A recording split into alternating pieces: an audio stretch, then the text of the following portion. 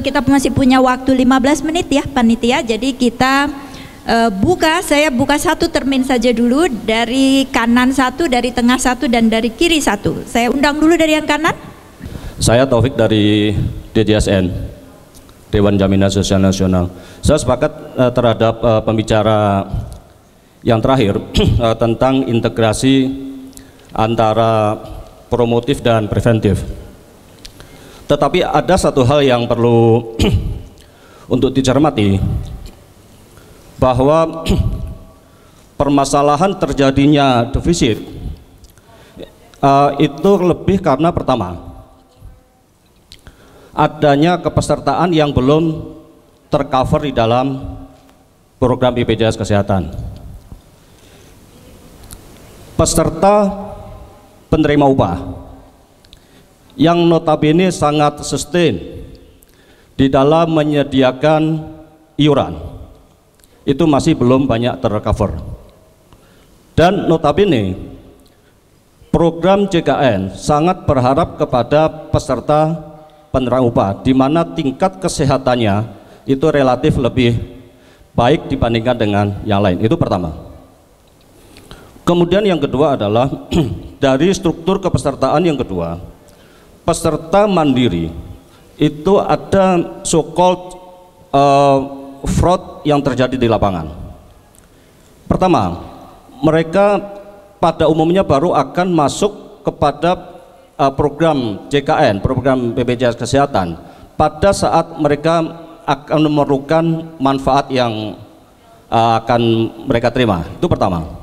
Kemudian yang kedua, pada saat mereka sudah tidak lagi memerlukan manfaat itu, mereka akan keluar dari sistem. Oleh karena itu bisa dicek bahwa tingkat uncollectibilitasnya sangat tinggi. Itu harus dicek betul.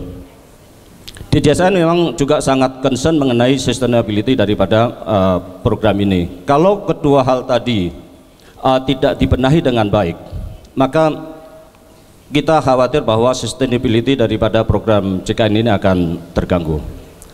Selanjutnya, pemerintah sudah sangat optimal di dalam kontribusinya membiayai program JKN ini, di mana pemerintah sudah membayar cukup besar, baik dalam kontribusi di PBI, yaitu penerima bantuan iuran, termasuk tadi yang disampaikan oleh pembicara terakhir untuk men-top up atau menutup terjadinya defisit. Itu sungguh luar biasa. Oleh karena itu, kalau kita lihat lebih lanjut bahwa claim ratio daripada peserta PBI itu masih cukup rendah, di bawah 100. Artinya apa? Artinya bahwa terjadi subsidi, ya, subsidi yang terbalik, yang mestinya dari tadi yang dua kelompok pertama saya sebutkan untuk ke PBI-nya, tetapi yang terjadi sekarang dari PBI ke kelompok kedua yang pertama. Itu kedua hal yang sesungguhnya harus juga kita cermati, karena kita sadar bersama bahwa kemampuan fiskal pemerintah juga sangat terbatas. Oleh karena itu menjadi kesadaran kita bersama, mari kita sama-sama melakukan sosialisasi dengan sebaik-baiknya sehingga partisipasi daripada keseluruhan komponen masyarakat itu bisa terjadi. Oke, pertanyaannya? Saya nggak bertanya, Bu. Saya hanya menambahkan. Jadi biar ada ada gambaran yang lebih jelas tentang hal ini. Makasih. Oke, baik. Terima kasih. Jadi, untuk pertanyaan pertama dari DJSN, Pak, kami setuju Pak untuk persoalan alokasi untuk subsidinya. Jadi memang ada persoalan. Kemarin kami juga baru diskusi dengan Prof. Laksono bahwasanya ini tren yang terjadi adalah dari peserta miskin, peserta PBI mohon maaf, itu trennya malah mensubsidi yang peserta mandiri yang mohon maaf kita kategorikan non miskin. Dia orang kaya itu kan. Ini memang persoalan. Makanya memang dalam diskusi kemarin kami dengan teman-teman BPJS dan Prof. Laksono, memang bisakah kemudian ke depan BPJS mulai memetakan data itu. Ini kan data yang dilakukan oleh teman-teman UGM seperti itu. Artinya belum data secara nasional.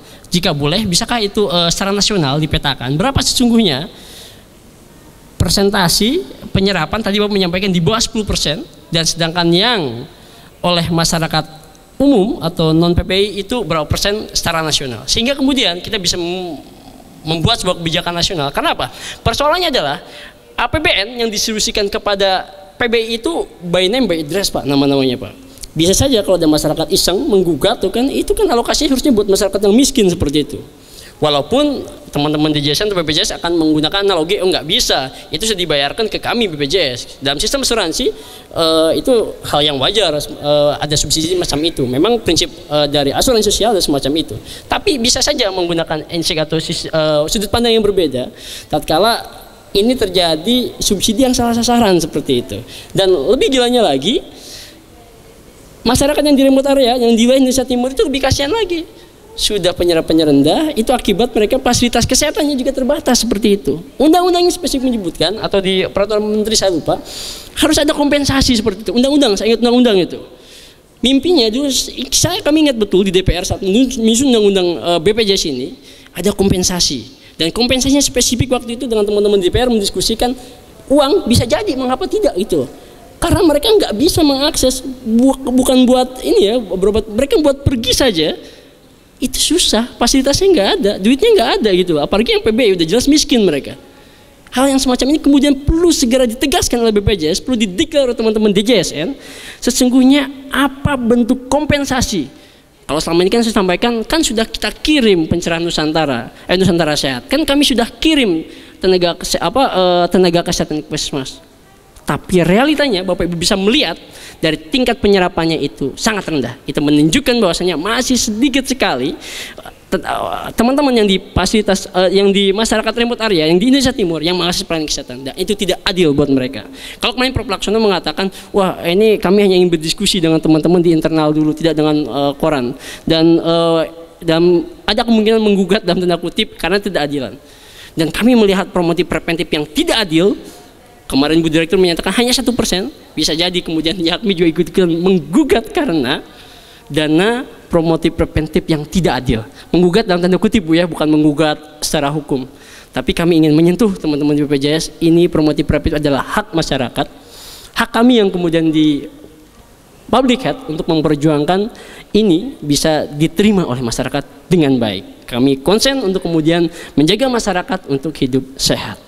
Itu yang pertama Pak. Kemudian dari Bu Asih, ya Bu Asih Bu, terima kasih diingatkan Bu, saya setuju Bu. Tadi agak sedikit semangat dia, emosi seperti itu. Dan menggunakan bahasa bisnis seperti itu memang saya ralat, saya sepakat. Kemudian defisit ini yang harus diantisipasi. Banyak faktor Bu Asih, teman-teman BPJS dan juga DSN sudah banyak menjelaskan ke kami di DPR, kami kira, dan penjelasannya cukup rasional. Dan saya kira ini pekerjaan kita bersama. Karena memang dari awal sudah diprediksikan ini akan defisit seperti itu. Bahkan tahun ini juga semua pakar, semua orang sudah memprediksikan pasti akan defisit lagi seperti itu. Dan ini yang kemudian harus kita atasi bersama. Mari kita cari solusinya. Dan kami sih di Public Health berharap jangan berpikir ini anggaran baru 1% untuk promotif preventif, kami udah defisit 5,8. Nanti kalau kami tambah promotif preventif jangan-jangan defisit lebih banyak. Enggak. Logika berpikirnya begitu. Logika kami sederhana. Tatkala kemudian rujukan bisa kita jaga, misal cukup di pelayanan primer saja, maka sesungguhnya biaya untuk berobat di rumah sakit yang jauh lebih besar itu kita bisa cegah, maka kita percaya defisit di BPJS bisa kita cegah. Itu saya kira the real upaya untuk kendali biaya, barangkali begitu. Lalu terakhir dari Ibu Lisa, Bu, ya terkait dengan keprihatinan kita soal tenaga kesehatan, memang dari sisi jumlah Bu, untuk promosi kesehatan ini dari sisi jumlah ini memang tadi kami menyampaikan masih sangat sedikit dan baru 34% yang tersedia. Dan persoalan bagaimana mengirimkan ke remote area, ke wilayah Indonesia Timur, itu saya kira persoalan ujung-ujungnya duit sangat erat saya kira Bu Mar dan Bapak Ibu sekalian. Teman saya itu kerja di satu perusahaan dan saat dia terima PNS, dia ditempatkan di Puskesmas. Waktu itu belum BPJS 2013. Nangis dia, aduh menderita sekali kami di Puskesmas, gaji kecil dan sebagainya. Kemudian dia berjuang masuk ke dinas kesehatan. Saat dia masuk ke dinas kesehatan, dia nyesel lagi, wah sialan karena ternyata menurut dia tingkat kesejahteraan di Puskesmas itu jauh lebih baik sejak BPJS. Itu artinya bahasa sederhananya Bu Lisa ingin saya sampaikan, ujung-ujungnya persoalan keuangan Bu, ini sangat penting untuk diperhatikan. Yang kedua tentu ada faktor lain yang begitu besar, kalau bahasa Pak Dipti out of the box dari itu, persoalan misal saat si tenaga kesehatan dikirim ke remote area, apalagi dia sudah berkeluarga, bagaimana dengan nasib pendidikan anaknya, akses dia ke tempat fasilitas-fasilitas umum, ini juga yang perlu dipikirkan seperti itu. Sehingga memang kompensasi yang layak itu wajib diberikan. Jangan disamakan dengan yang teman-teman di daerah perkotaan. Mereka perkotaan enak, fasilitas umum banyak, mall banyak, tempat pendidikan jelas banyak tuh kan. Buat mereka yang kerja di DTPK, menyekolahkan di anaknya di sekolah yang bagus saja susah seperti itu. Sehingga memang ini banyak aspek yang perlu kita pikirkan. Tapi minimalnya Bu, dari kami mendorong agar ada kompensasi yang layak yang harus diperjuangkan baik oleh teman-teman di Kuningan di Kemkes maupun insentif yang akan diberikan oleh teman-teman di BPJS yang dalam tanda kutip tadi sifatnya perseorangan. Barangkali itu Bu Mar, terima kasih. Thank you for your question, Lisa.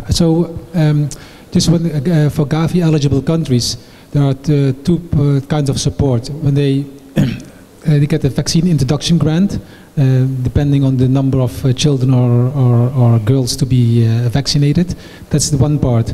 And then you also have access to the vaccine price. So during when the countries are Gavi eligible, for example for HPV, for the price, Gavi pays actually 4.8 to the manufacturer, but they also ask a co-payment from the country, about 20 cents, I think. But after graduation, countries will still have access to that Gavi negotiated price for a predetermined period. So I'm not sure for how long. I can look it up, but it's still kind of that's part of the deal. You know, once they got graduate out of Gavi financing, then they still have access to that price in order to sustain. And also just to add to discussion on promotion, I think it's also important, for example, for these new vaccines, and institutes like Gavi realize this, and also what I showed in my slides, it's a major part of the cost component in order to get people to the health facilities, but also for outreach.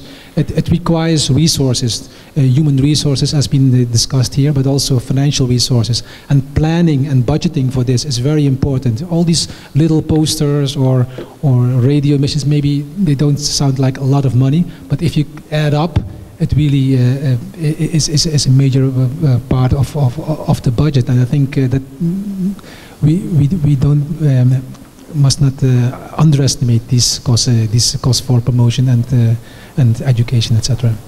So I hope it answers your question.